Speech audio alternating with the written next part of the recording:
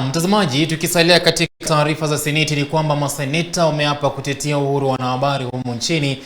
Hii inatokea baada ya wanahabari kutoka katika maeneo mbalimbali ya nchi kutishiwa maisha yao kufuatia taarifa ambazo wamekuwa wakiripoti kwa umma.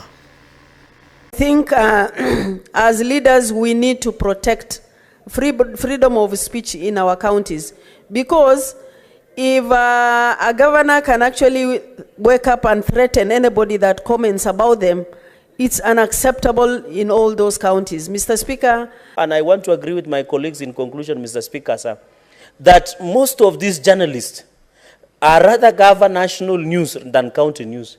They are no longer safe. They are being threatened. Even some journalists were telling me that our governor was sending the sabotage messages, Mr. Speaker, when they were doing a media awareness week in Kapsabet, Mr. Speaker. So they are living in fear. And you know, these are people, they are human beings, they don't have security. They live with us, Mr. Speaker. And you know, their only weapon, as media have, is a weapon of the pen, Mr. Speaker. For example, like yesterday, I saw the high voltage engagement of Nairobi City County between the senator and the governor, Mr. Speaker, but you didn't find in any mainstream media, Mr. Speaker. It is only social media that we are being given snippets of what transpired at the engagement in the housing committee, Mr. Speaker. So I agree that media also must work with us so that we can expose ills that continue in oversight, Mr. Speaker. Here that I am facing very serious challenges, even here in Nairobi. That in fact, Mr. Speaker, the media in Nairobi can no longer be said to be free. Yesterday we had a session with the governor of Nairobi at the housing committee regarding the largest development of housing in the entire country. 13 estates covering 4,000 acres of land. Mr. Speaker, would you know it that anything that is negative covering my governor will never make it to primetime news on any of the networks? And it's not coincidence, because I've monitored ever since we began the oversight program in this county. So, Mr. Speaker, we want the media practitioners to be allowed to work freely, whatever it is, impartially. If the senator of Nairobi is not doing his job, it should be highlighted. If the governor is not performing, it should also be highlighted.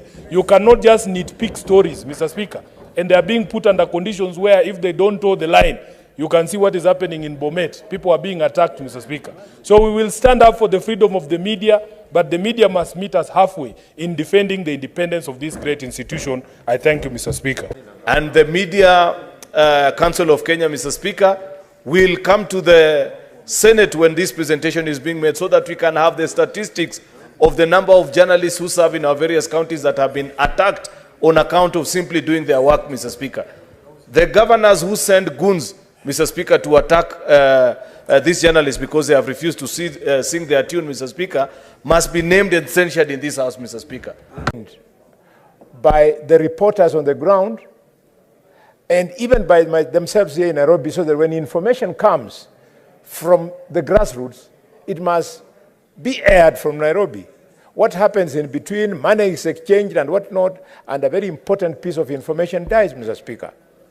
Mr. Speaker, if we do not kill the power of money,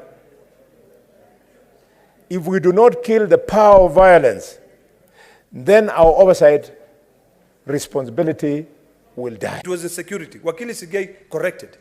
Must now involve the Ministry of Interior to follow these rogue governors, to find out their communication department, to look at the budgets to see which media houses are being paid the most, which ones are being denied, and you will notice that the ones which are being denied are the ones telling the truth of what is happening in the counties. So, Mr. Speaker, we should not just celebrate here, but we should take the statement by Wakili Sigei very seriously. We are losing journalists.